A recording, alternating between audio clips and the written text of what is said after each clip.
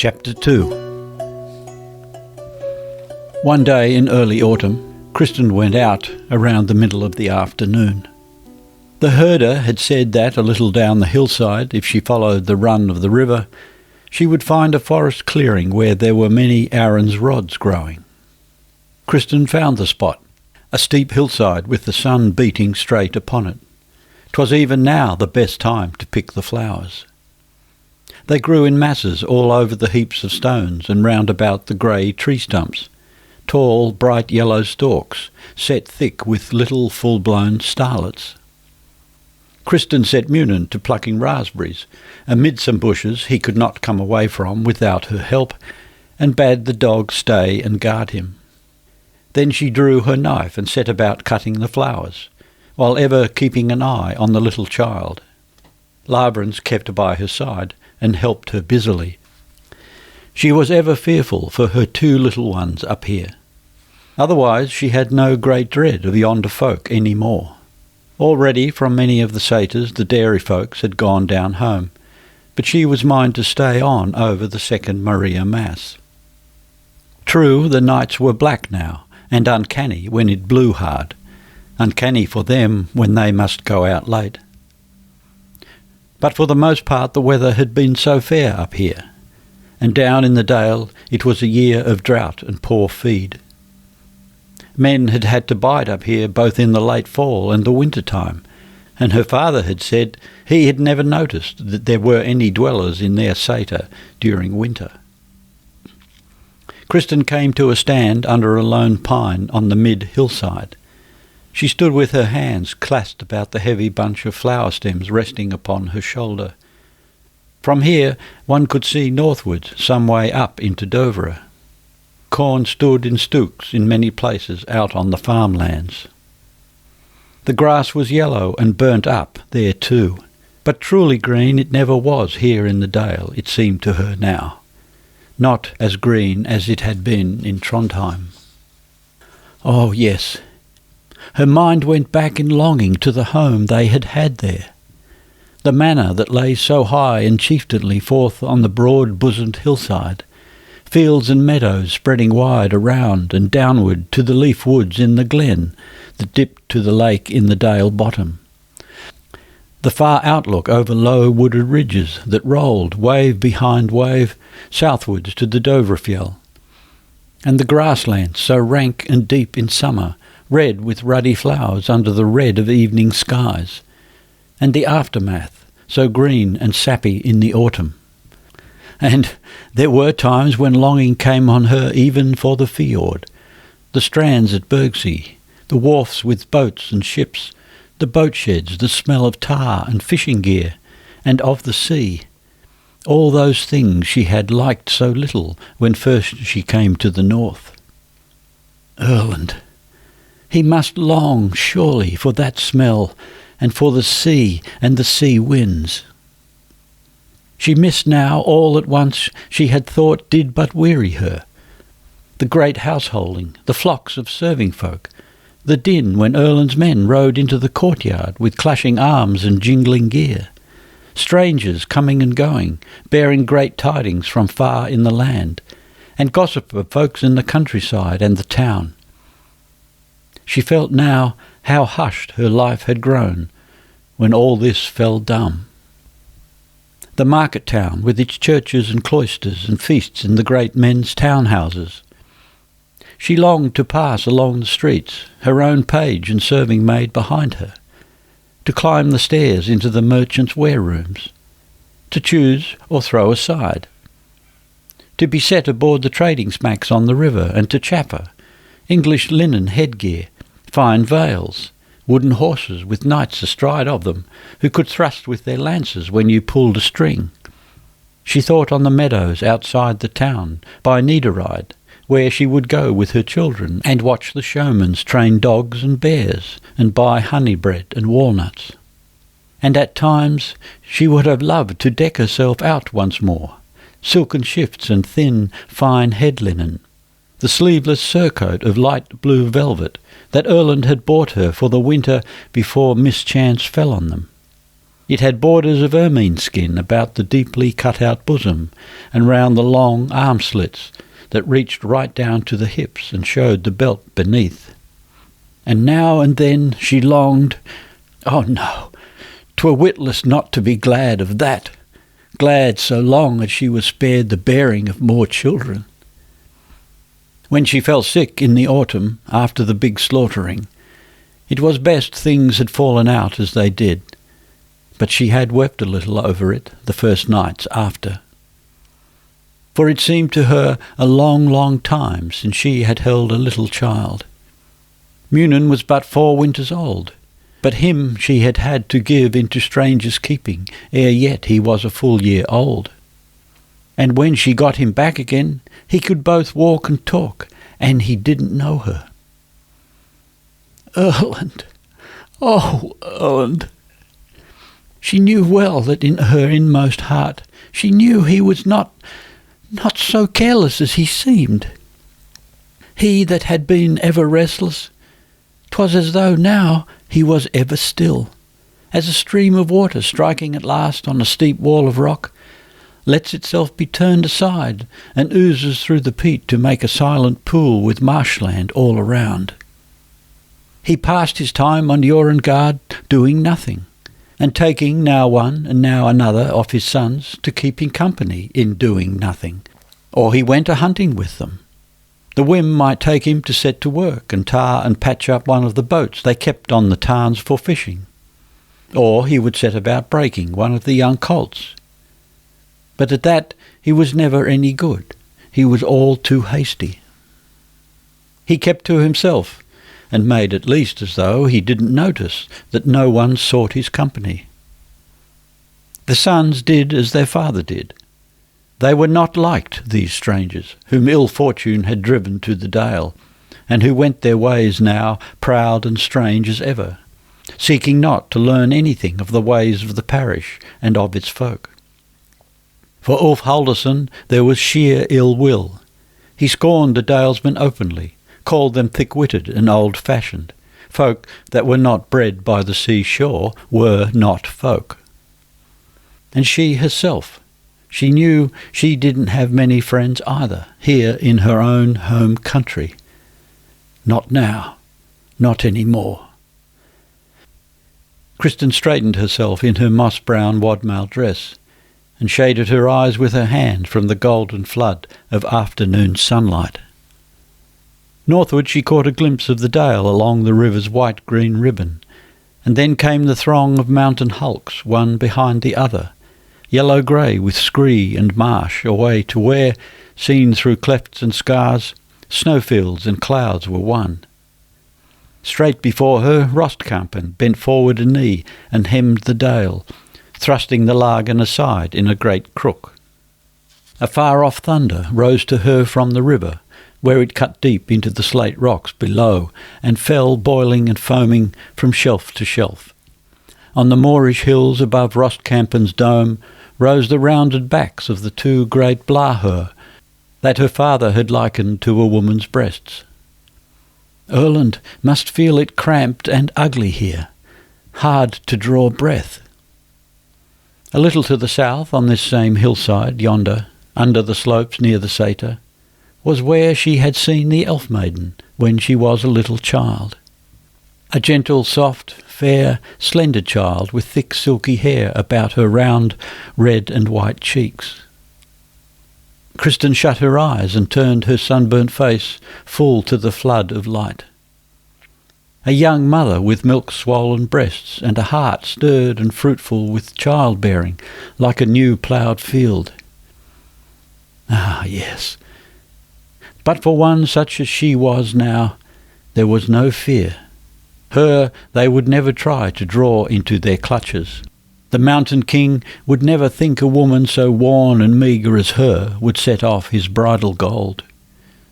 The elf wife would scarce be fain to put her child to such dried-up breasts. She felt herself hard and dry as the pine root beneath her foot that crooked itself over the stones and clawed itself fast. She struck her heel hard upon it with the thought. The two little lads had come to her side. They made haste to do as their mother did, kicking the pine root with all their might, and then asked eagerly, "Why did you do that, mother?" Kristin sat down, laid the Aaron's rods in her lap, and began to strip off the full-blown blossoms into her basket. "'Twas that my shoe pinched me on the toes," she answered, so long after that the boys did not remember that they had asked. But they gave little heed to this. They were so used to have their mother seem not to hear when they spoke to her, or wake up and answer when they had forgot what it was they had asked. Lavrans helped to strip off the blossoms. Munin would have helped too, but he only tore the tassels to shreds. So his mother took the flowers from him without a word, without anger, far away in her thoughts. Soon the boys began to play and fight with the stripped stalks that she threw aside. The game went on noisily before their mother's knees. Kristin looked on the two small, round, brown-haired children's heads. Much alike they were still. They had well nigh the same light brown hue of hair, but by all kinds of small, scarce-seen marks and signs that came and went in a flash, their mother could see they would grow to be most unlike. Munin would favour his father. He had his sea-blue eyes, and the silky hair that clung soft and close in curls and little waves round the narrow head. 'Twould darken to sooty black with time. That little face of his that still was so round below the chin and on the cheeks, so that it was a joy to lay a hand on its soft freshness, would narrow and lengthen out once he grew a little older. He, too, would one day show the high, narrow forehead sunken at the temples, and the straight, outstanding triangle of nose, sharp and narrow on the bridge with thin, restless nostrils that Narkvi had already, and that the twins had plainly shown they were to have. Lavrans had had flaxen, silk-fine curls when he was little. Now his hair had the hue of a hazelnut, but it held golden gleams in the sunlight. It was smooth and soft enough, but yet much coarser and thicker. Deep masses you could bury your fingers in. Lavrans was like her. He had grey eyes and a round face, broad of forehead and with softly rounded chin. It was like he would keep the red and white of his cheeks well on into manhood. Gaut's skin, too, had this bright, fresh hue. He was so like her father, with his full oval face, iron-grey eyes, and light, light yellow hair. Björgulf alone, she didn't know whom he favoured. He was the tallest of the sons, broad-shouldered, heavy, and strong of limb. Untamed, curly, coal-black hair grew low over the broad, white brow. His eyes were blue-black, but strangely lustreless, and they blinked sorely when he lifted them to the light. She didn't know rightly when it had begun, for it had chanced that this was the child she had always taken the least heed of. They took him from her and gave him to a foster-mother as soon as he was born. 11 months afterwards she bore Gaut, and Gaut had been sickly the first 4 years he lived. After the twins' birth, she had come to her feet sick still, with a hurt in the back, and yet must take up the big boy again, carry him about and tend him, so that she scarce had time to look on the new children, save when Frida brought Ivar thirsty and shrieking. And Gaut too lay and shrieked while she sat and gave the little one her breast. She had not been able. Holy Mother Mary, thou knowest I could not give more heed to Björgulf than I did. And from the first he was such a one as would rather go about alone and fend for himself. Strange and silent had he ever been, seemed ever to mislike it when she would have fondled him. She had ever thought him the strongest of her brood. Like a swart, headstrong little bull-calf had Björgulf always seemed to her. Little by little it had come home to her that there was something amiss with his sight. The monks had done something to his eyes when he and Narkvi were at Tautra, but it seemed that it had not helped. He was still close and silent as ever. She made no headway when now she tried to draw Björgulf to her. His father fared no better, she saw. Björgulf was the only one of their sons who did not warm to any heed from Erland, as a meadow takes the sunshine. Only with Narkvi was Björgulf otherwise. But when she would have talked with Narkvi of his brother, he turned the matter off. She didn't know if Erland fared any better in this, though greater love than Narkvi's for his father there never was. Oh, no, with Erland's offspring there could be no mistaking who their father was. When she was last in Nidaros, she had seen that child from Lensvik. They met Sir Torolf at Christ Church Yard.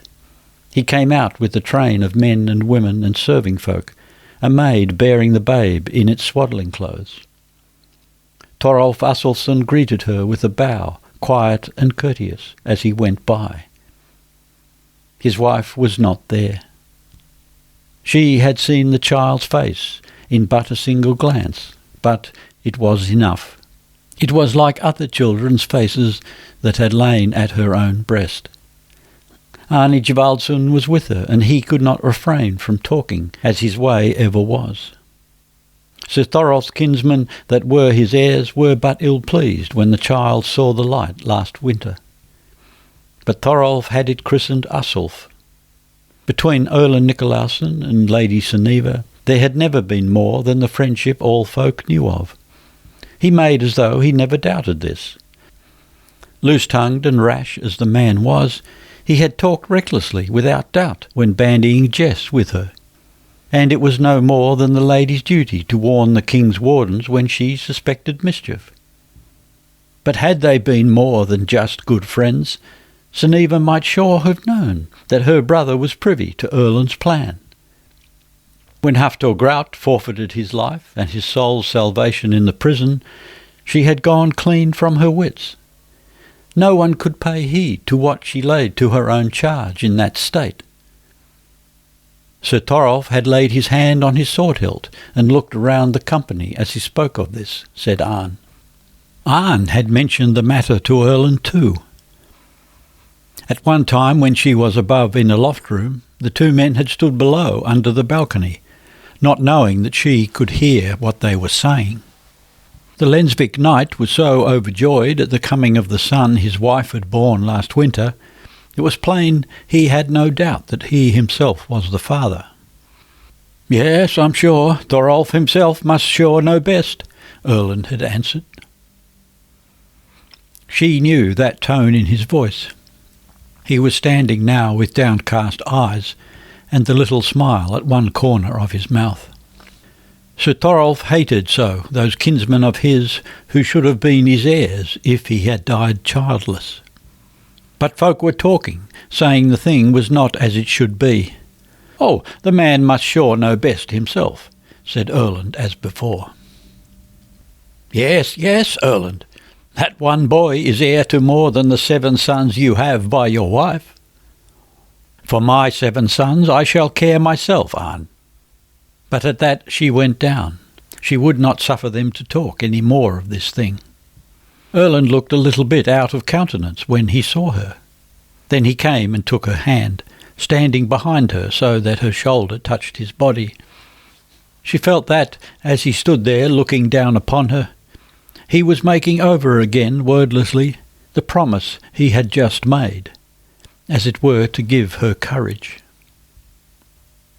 Kristin grew aware now that Munin was gazing up into her face, somewhat fearful.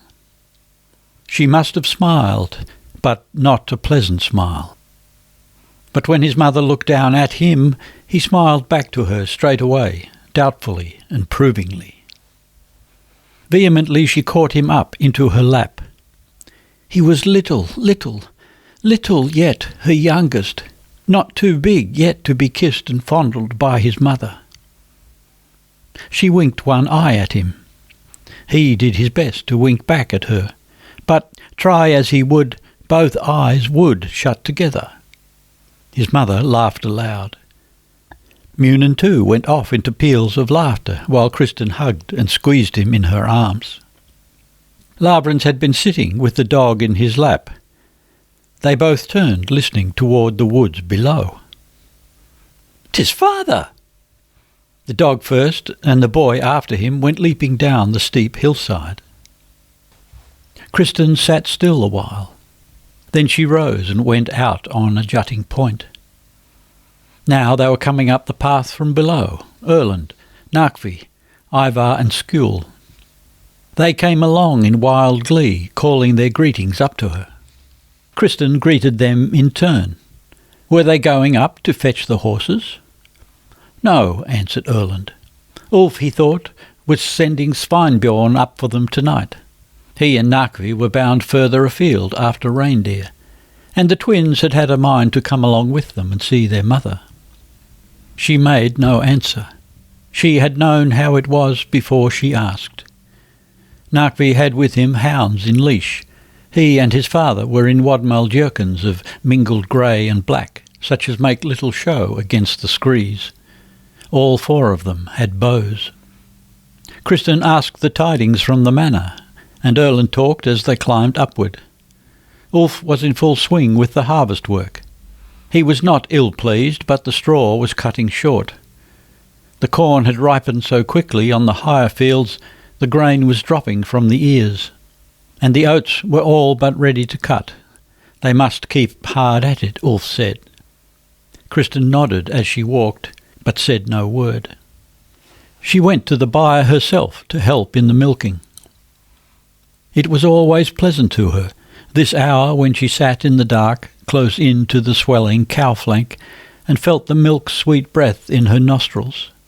Swish, swish, came the answer from the inner darkness, where the byre-woman and the herd were milking. 'Twas also restful, the strong, warm smell in the byre, the sound of a withy band creaking, of a horn knocking against wood, of a cow moving her feet in the miry earth floor of the stall, or whisking her tail at the flies. The wagtails that nested in here in the summer were gone now. The cows were restless tonight. Bluesides put her foot in the milk pail. Kristin slapped and scolded her. The next cow turned restive and ugly as soon as Kristin sat in to her side. She had sores on her teats. Kristin pulled her wedding ring from her finger and milked the first jet through it. She heard Ivar and Skule down by the gate. They were shouting and throwing stones at the strange bull that followed her cattle home each evening. They had offered to help Finn milk the goats in the pen, but they must have grown tired of that. When she came by a little later, they were busy tormenting the pretty white bull calf she had given Lavrans. The little boy stood by, whimpering. His mother set down the pails, took the two by the shoulders and pushed them aside. They must let their brother's calf be when he asked them to. Erland and Narkvi were sitting on the doorstep. They had a fresh cheese between them. They were eating hunch upon hunch and stuffing Munin, who'd stood between Narkvi's knees. Narkvi had laid the strainer over the little one's head, saying that no one could see Munin now, for this was no strainer but a fairy hat. They were laughing, all three, but no sooner did Narkvi see his mother than he handed her the strainer, stood up, and took the pails from her. Kristin lingered in the dairy. The upper half of the door to the outer room stood ajar. She saw they had piled the hearth with fuel. Round the fire in the warm, flickering glow they sat eating, Erland, the children, the serving wench, and the three herdsmen. When she came in they had ended their meal. She saw that the two little ones had been put to bed upon the wall bench. They seemed to be asleep already. Erland lay huddled up in the bed. She stumbled over his jerkin and boots, and as she went by, picked them up and then went out. The sky was still bright, with a red streak over the fells in the west. A few dark cloud wisps swam in the clear heaven. It looked like good weather for tomorrow, too. It was so still and so nipping cold now that night had well fallen. There was no wind, but an icy breath from the northwest, a steady air drift from the naked greystone mountains. Over the low hills down to the southeast, the moon was floating up, near the full, big and pale red yet in the thin haze that always hung over the marshes there. The strange bull was bellowing mournfully somewhere away on the uplands. But for all that, all was so still 'twas like an ache. Nothing but the rush of the river below their milking place, the little beck tinkling down the grassy green, and a sleepy sighing off in the woods, an unrest among the pines that stirred, settled for a space, and then stirred again. She busied herself with some milk pans and troughs that stood by the sæter wall. Narkby and the twins came out. Where were they going? Their mother asked. They were going to lie in the barn. There was such a rank smell in the dairy from all the cheese and butter, and from the herdsmen sleeping there. Narkby didn't go straight away to the barn. His mother still saw his light grey form faintly against the green darkness of the hayfield that bordered the woods. A little later the serving wench came to the door. She started when she saw the mistress standing by the wall. "Are you not for bed now, Astrid? 'Tis late already." The wench mumbled. She was but going behind the byre. Kristin waited till she had seen her in again. Narkby was in his 16th year. 'Twas some time now since his mother had begun to keep an eye upon the serving women on the manor, when they grew merry with the comely and lively youth. Kristin went down to the river and knelt upon the stone slab out over the water. Before her the river ran, well nigh black, in a wide pool. Only a few rings showed the current, but a little above it foamed down white in the darkness, with a drumming noise and cold puffs of air. The moon had risen so high now that its light was grown strong. Here and there it glittered on a dewy leaf. Then a sparkle showed on a ripple on the stream. Erland spoke her name just behind her. She had not heard him coming down across the grass. Kristin sank her arm into the icy water and fished up a pair of milk pans that lay at the bottom with stones on them, scouring in the river. She rose and followed her husband back with both hands full. They did not speak as they passed up the slope. Once in the hut, Erland stripped himself wholly and climbed into the bed. "Will you not come to rest soon, Kristin?" he asked. "I must get me a bite of food first." She sat down on her three-legged stool close by the hearth, with some bread and a slice of cheese in her lap, ate slowly and gazed into the heap of embers that were dying out little by little in the stone-lined hole in the floor. "Are you sleeping, Erland?" she whispered, as she rose and shook her skirt. "No." Kristin went over and drank a dipperful of sour milk from the tub in the corner.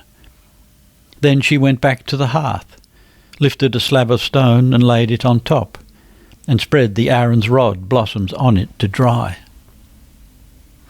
But now there was no more she could think on to be done. She undressed in the dark and laid herself down in the bed by Erland. When he put his arms around her, she felt her weariness like a wave of cold sweeping through her whole body. Her head grew hollow and heavy, as though all within it had settled down and made a lump of sheer pain where it joined her neck. But when he whispered to her, she dutifully put her arms about his neck. She awoke in the night and didn't know what time it was. but by the pane above the smoke hole she could see the moon must be high. The bed was narrow and short, so that they must needs lie close together. Erland slept. He breathed quietly and evenly. His breast rose and fell gently in his sleep. At one time she had been wont to nestle close in to his warm, sound body when she woke of nights, and grew fearful because he breathed so noiselessly. Then it had seemed a sweet joy to feel his breast rise and fall in slumber against her side.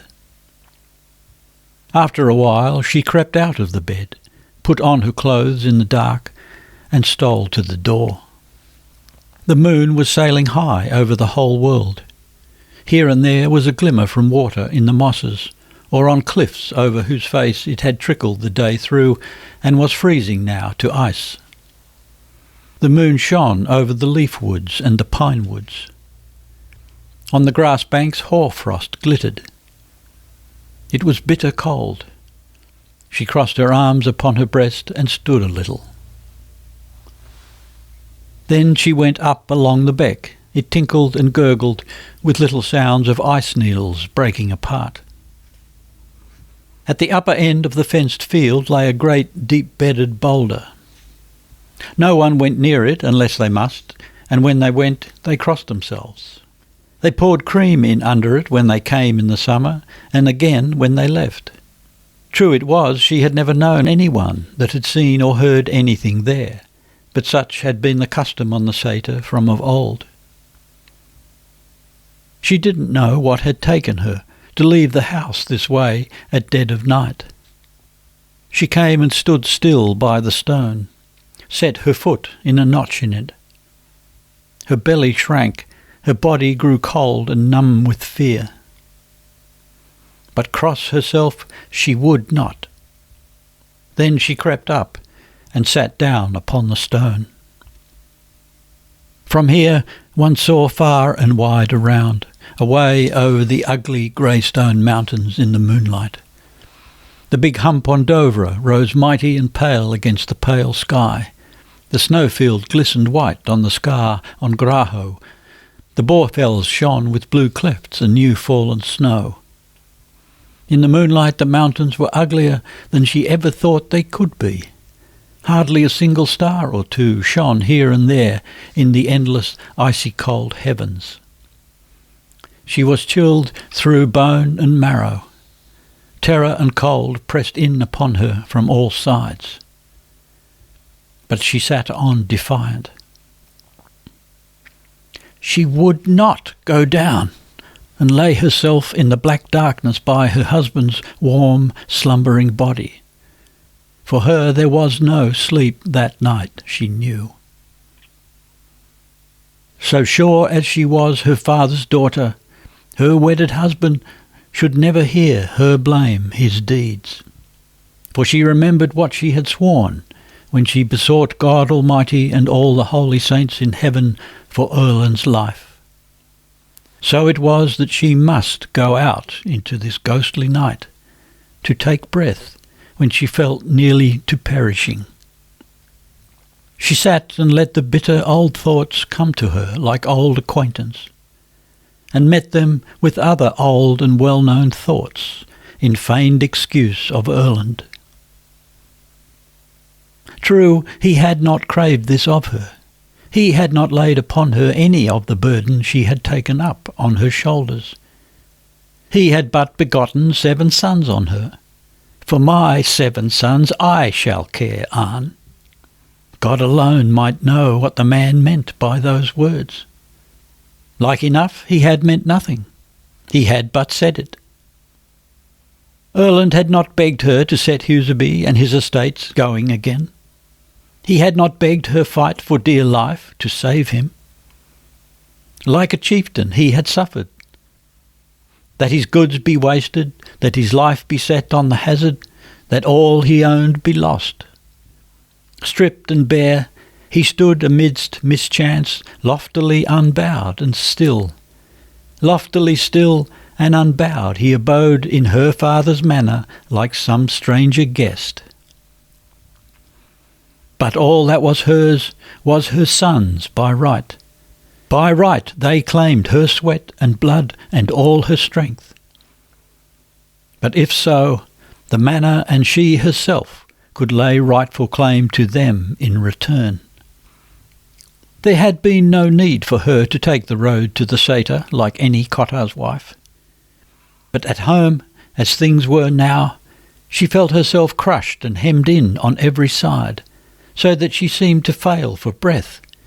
Besides, she had needed to prove to herself that she could do a peasant woman's work. True, toil and struggle had been hers every hour since she rode a bride into Erland Nikolausson's manor, and saw that at least one here must fight to save the heritage of him she bore below her heart. If the father could not, she must be the one. But now she must needs assure herself that, if the pinch came, there was no piece of work she had set her maids and serving women to do in the old days that she could not do with her own hands. Up here it was a good day, when she noticed that she didn't ache across the loins when she had stood long churning the butter.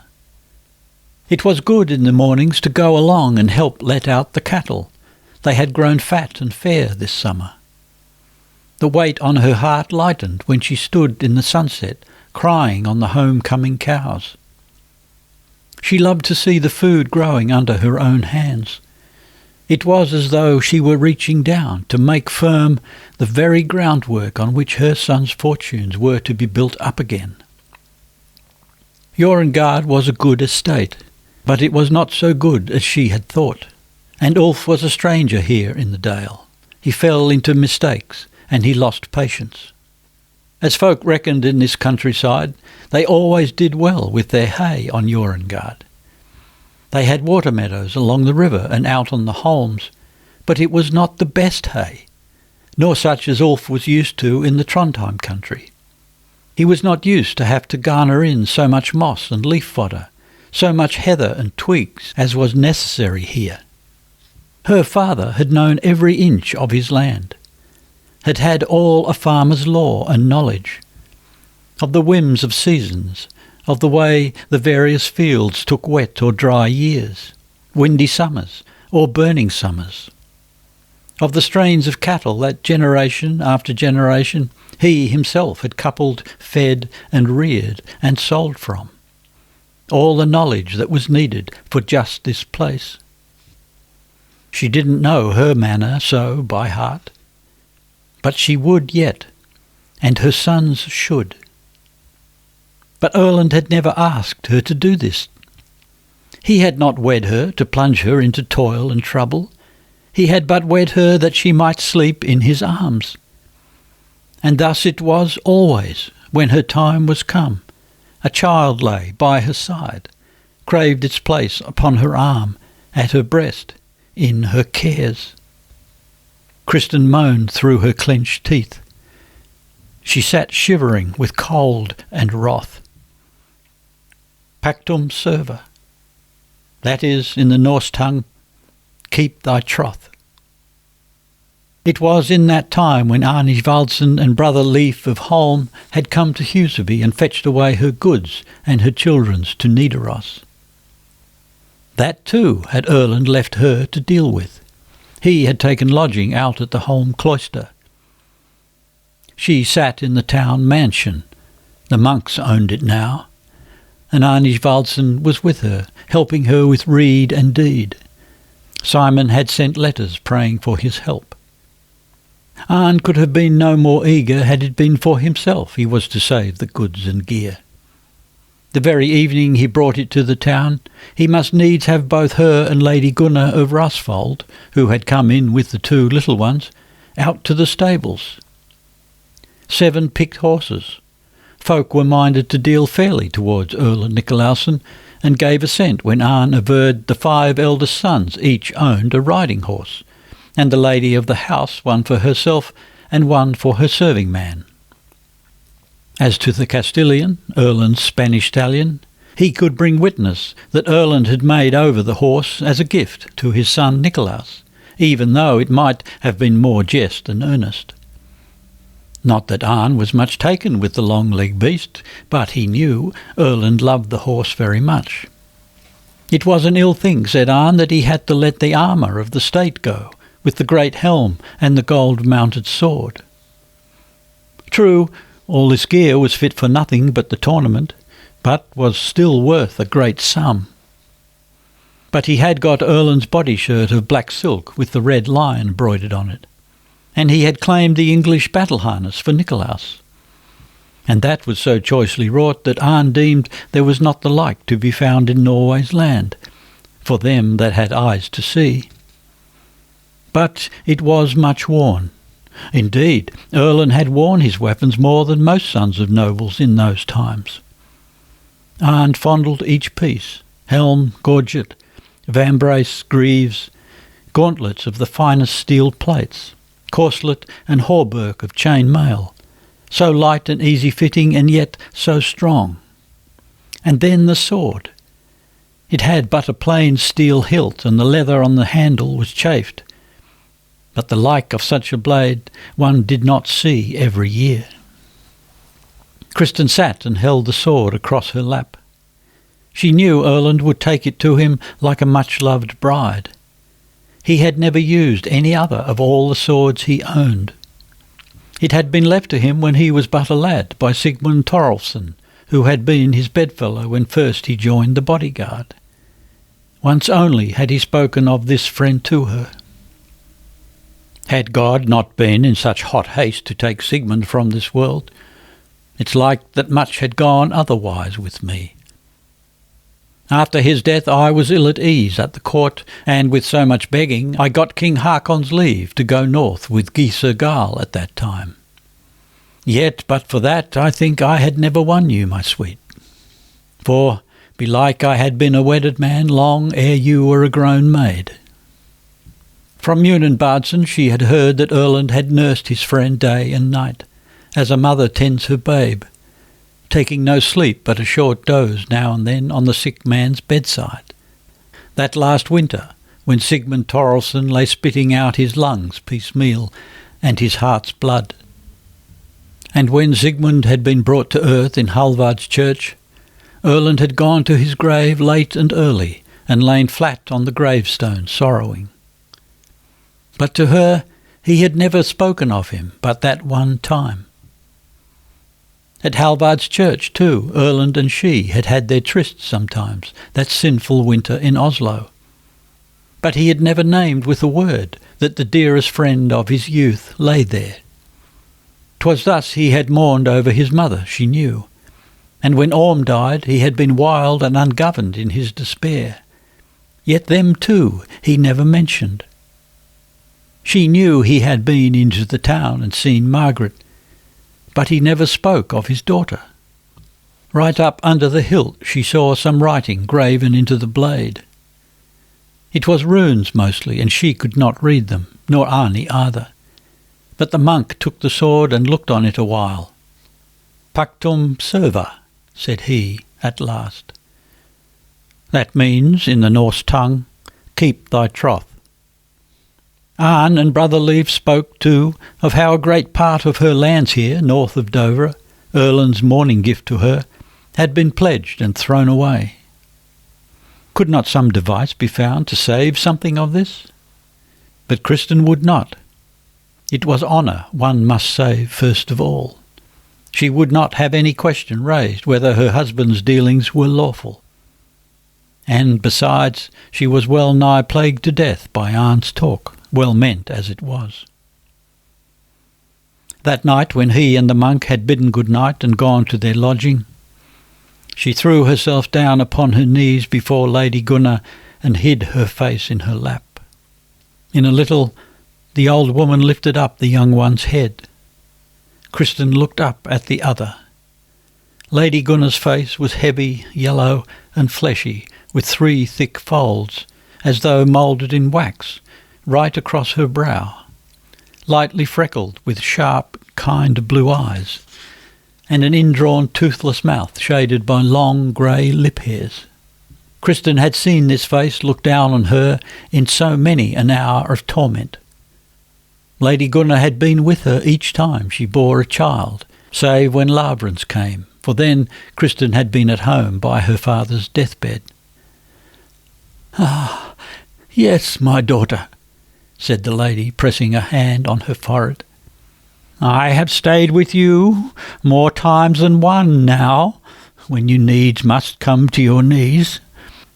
But in this trial, my Kristin, you must lay you down before God's mother, Mary herself, and pray her to help you through." And she had done it too, Kristin thought. She said her prayers and somewhat of the Psalter every Sabbath eve.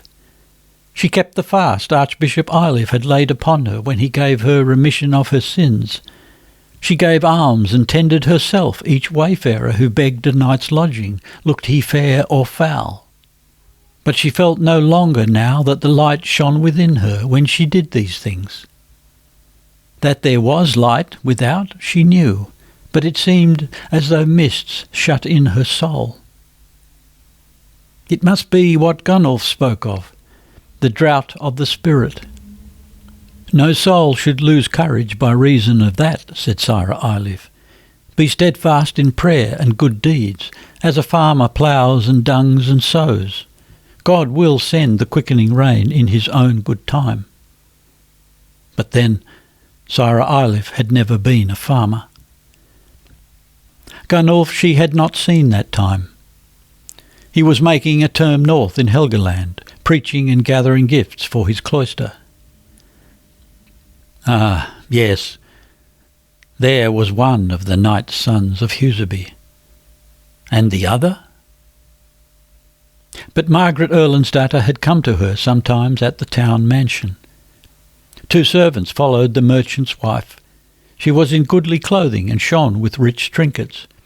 Her father-in-law was a goldsmith, so they had them handy in the house. She seemed happy and content, albeit she had no children. She had got her dowry from her father just in time. God only knew whether she ever gave a thought to the poor cripple Hakon out at Gimsar. He could but just drag himself around the courtyard on 2 crutches, Kristin had heard. But even then she had not thought on Erlend with bitterness, it seemed to her. She must have felt that what waited Erlend, now that he was a free man again, was the worst of all for him. 'Twas therefore he hid himself away out with Abbot Olaf. Take order for the flitting, show himself now in town. It might well be too much for even Erlend Nikolausen to face. And there was the day they sailed out over Trondheim's fjord, on the Laurentius Gallias, the self-same bark by which Erlend had shipped her bridal gear to the north when they first got leave to wed each other. A still day well on in autumn, a pale leaden glimmer upon the fjord, the world about them cold, white-barred, unquiet. The first snow drifted into ridges across the frozen lands, the cold blue hills streaked white with snow. The highest clouds, too, where the skies were blue, seemed spread out thin as flour by a wind high up in the dome of heaven. The ship drifted along slowly, sullenly, close under the land. The town Ness. Kristin stood looking at the white surf against the cliff, wondering if she should be seasick when they got further out into the fjord. Erlend stood by the rail, further forward near the bow, his 2 eldest sons with him. The wind blew their hair and cloaks about. Now they were looking up Kår's fjord towards Galaros and the landing at Bergsea. A gleam of sunshine lit up the brown and white hillside above the strand in there. Erlend said something to the lads. At that, Björgulf turned sharply around, left the bulwark, and came aft. With the spear he always bore and used as a staff, he groped his way among the empty rowing benches. He came past his mother, his curly black head thrust low down upon his breast, his eyes blinking well-nigh shut, his lips pressed close together. He went in under the poop. The mother looked forward at the other 2, Erlend and his eldest son. Then she saw Nikolaus kneel down upon one knee as a page does homage to his lord, take his father's hand and kiss it. Erland tore away his hand. Kristin had a glimpse of his face, deathly white, quivering, as he turned from the boy and went behind the sail, away from view. They put into a small haven down the Moor coast that night. More sea was running now. The galleass tugged at her land moorings, pitching and rolling. Kristin was down in the room below, where she was to sleep with Erland and the two little children. She felt qualmish with sickness, could not keep her footing on the boards, which seemed to rise and sink beneath her feet. The lantern swung over her head, the tiny candle flickered, and she stood struggling with Munin, trying to get him to make water down between the planks.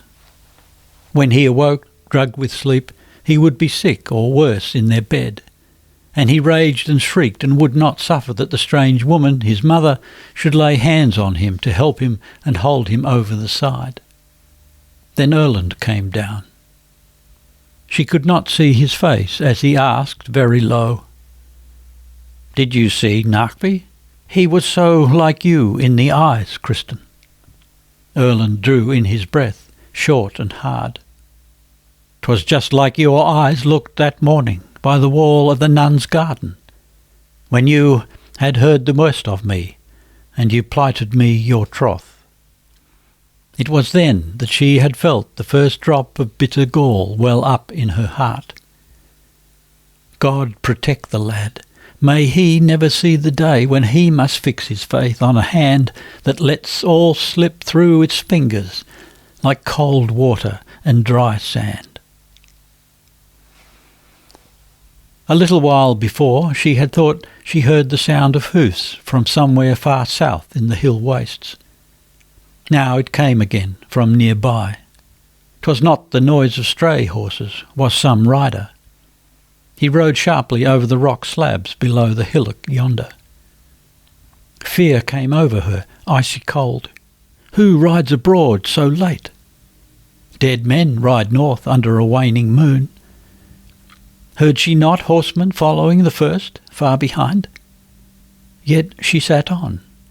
She didn't know herself whether 'twas that she was palsied or that her heart tonight was so hardened. He was coming this way, the rider. Now he was crossing the stream below the home pasture. She saw the glint of a spearhead above the willow bushes. Then she found strength to come down from the stone and would have run back to the hut, but now the rider sprang from his horse, bound it to the wicket post and threw his cloak over it for a covering. He came up the green. 'Twas a big, broad man, and now she knew him. It was Simon. When he saw her coming towards him in the moonlight, he seemed as affrighted as she had been before. "Jesus, Kristin, is it you yourself? How comes it you are out at dead of night?" "Did you know I was coming?" he asked quickly, as in great dread. "Have you had warning of my coming?" Kristin shook her head. "I could not sleep, brother-in-law. What ails you?" "Andrus is so sick, Kristin. We are afraid for his life. And so we thought, we know you are the most skilful of women in such things. Bear in mind he is your own sister's son. Will you do a good deed and go home with me to him? You know well I would not come to you thus, but that I know full surely the boy's life is at stake," he said beseechingly. Inside the hut he said the same to Erland, who sat up in the bed, still half asleep, in silent wonderment. Then Erland tried to comfort his brother-in-law, speaking as one with knowledge. Such young children so easily went off into a high fever and wandered in their talk, even if they had only taken some little chill. Perhaps there was not so much peril as there seemed. "You may well know, Erland, I had never come to fetch Kristin out at such hours of the night as this, had I not seen all too plain that the child is lying fighting with death." Kristin had blown up the embers and laid wood on the hearth. Simon sat staring into the fire. He drank eagerly of the milk she proffered him, but would have no food. He had a mind to set off down the hill as soon as the others came. "If you are willing, Kristin."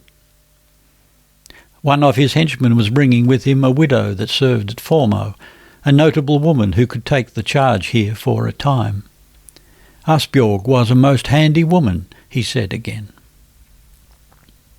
When Simon had lifted Kristin to the saddle, he said, "I would prefer that we should take the shortcut southwards, if you have nothing against it." Kristin had never been on that side of the fell, but she knew there was a path there going sheer down into the dale, over the hillside above Formo.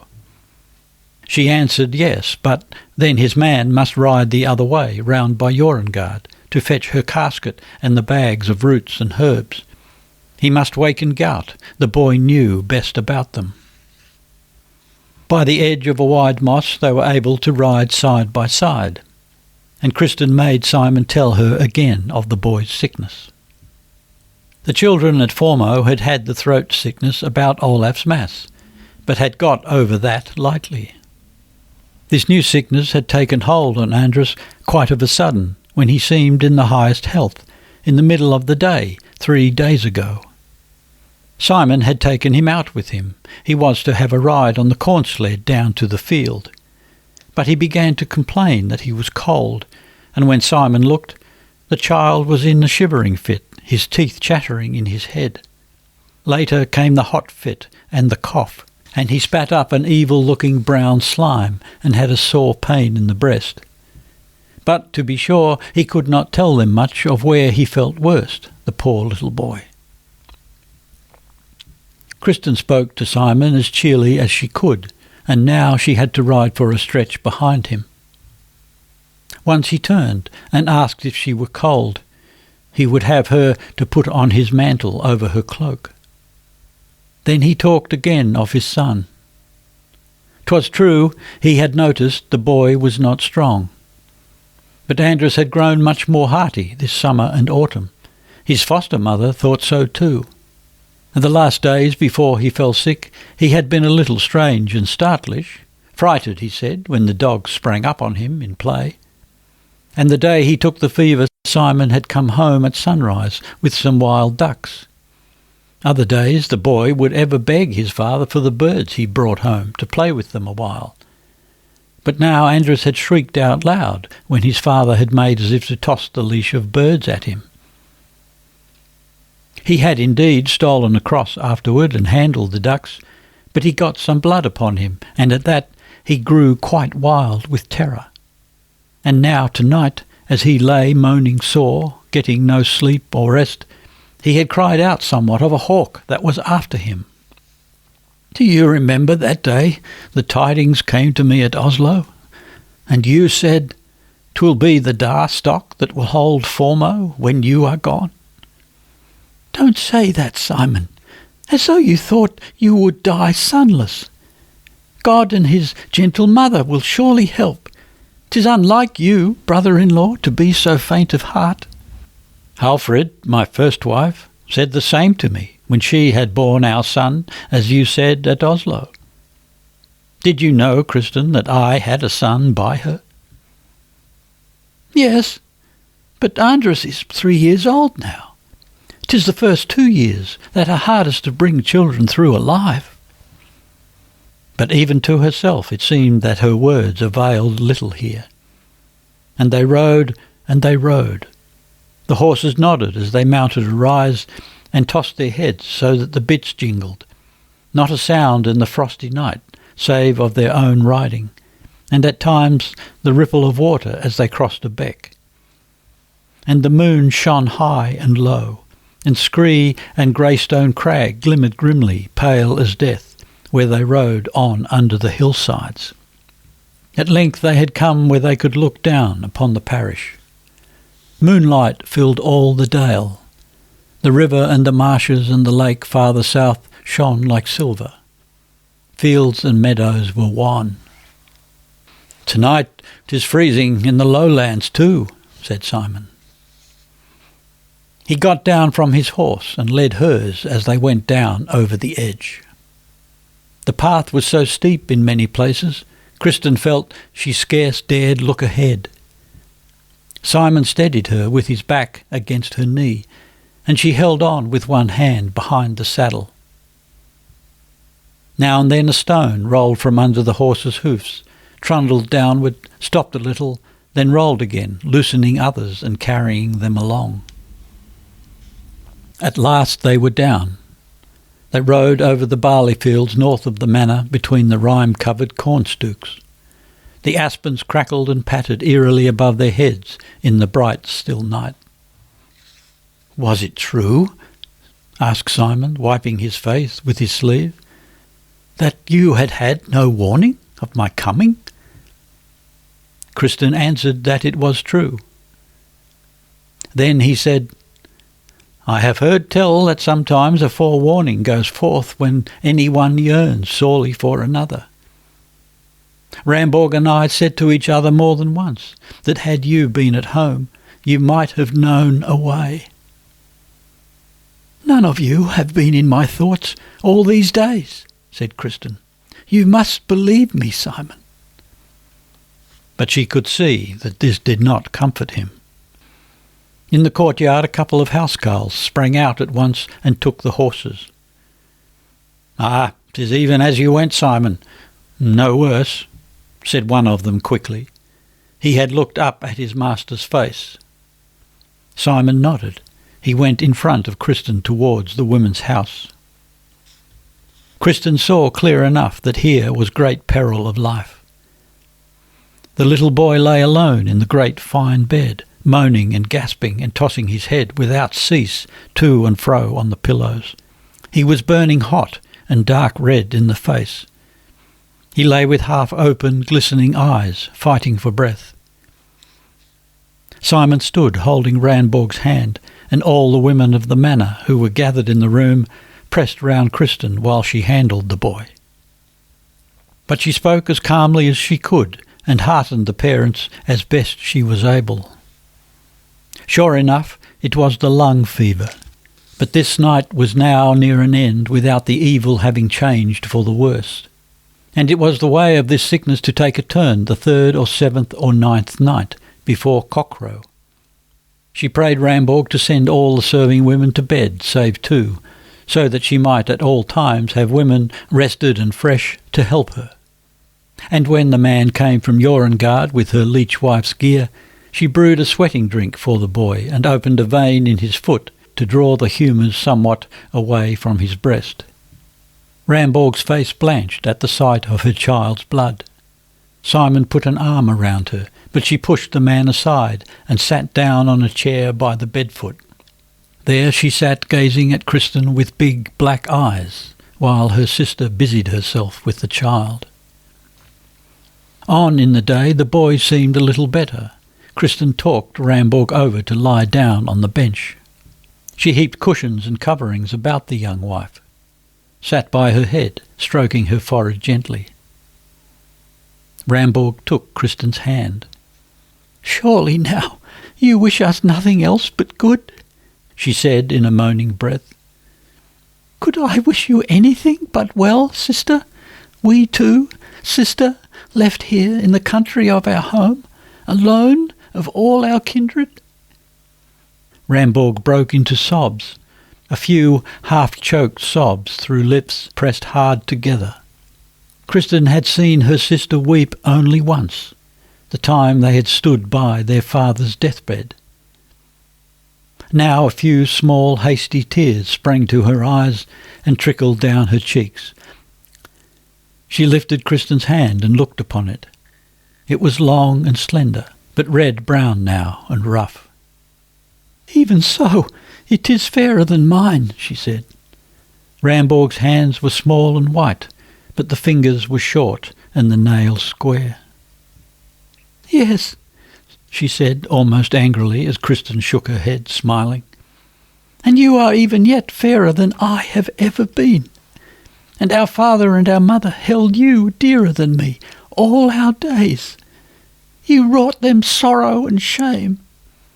I was duteous and obedient, and set my heart on the man they would most have me wed. Yet, with everything, it was you they loved much more." No, sister. Be sure they held you every whit as dear. Be glad, Ramborg, to think you never gave them anything but joy. You don't know how heavy the other thought is to bear. But you were younger the time when I was young, and therefore perhaps they spoke more with me. Yes, I think that we were all younger that time when you were young, said Ramborg, sighing as before. She slept soon after. Kristin sat and gazed at her. She had known her sister so little. Ramborg was yet a child when she herself was wed, and now it seemed to her that the other in some ways had never ceased to be a child. She had looked like a child as she sat by her sick boy, a pale, frightened child, striving to bear up against terror and unhappiness. It happened sometimes that beasts stopped short in their growth if they bore young too early. Ramborg had not been full 16 years when she bore her daughter, and since then it seemed as though she had never rightly taken up her growth again. She had stayed frail and small, without bloom or fruitfulness. She had had this one son since, and he was strangely ailing. Comely of face, fine-featured and fair of hue, but piteously small and puny. He had been backward in walking, and he still spoke haltingly, so that only those about him daily understood anything of his prattle. He was so fearful and peevish with strangers too, that he had scarce ever let his mother's sister touch him till now. Would God and holy Olaf but grant her grace to save this poor little boy. Oh, she would be thankful all her days. Such a child as this mother of his was, sure it was that she could never endure the loss of him. And she felt that for Simon Dart too it would be bitter hard to bear the blow well if this only son were taken from him. That she had grown to love her brother-in-law heartily she knew well, now that she understood how sorely he suffered in this sorrow and dread. She could well understand now her father's great love for Simon Anderson, but yet she wondered if he had not done Ramborg wrong in making such haste to bring about this match.